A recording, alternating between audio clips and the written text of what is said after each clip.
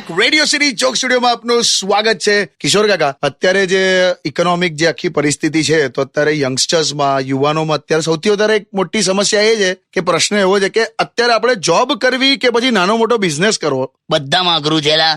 આ private job વાળો એનું રોજનું ઇન્સલ્ટ થયા પછી દિવસમાં એક વાર તો પાણીપુરીની લારી, પાનનો ગલ્લો કે ચાની કેટલી ખોલવાનો એક વાર તો વિચાર કરતો જ હોય છે. જો કાકા, અને જો નાની મોટી દુકાન ખોલીને બેઠા હોય તો એને પણ લોચા પડે. ઘરે વાઈફ અને છોકરા બધું ઓનલાઈન મંગાવી લે અને પેલો દુકાનમાં દીવા અગરબત્તી કરીને ઘરાકથી બોણી થાય એની રાહ જોતો હોય. શું કરવાનું લા? પક્કાઈ નહીં લા, હાર નહીં માનવાની. દરેક ના દિવસ બદલાઈ જાય.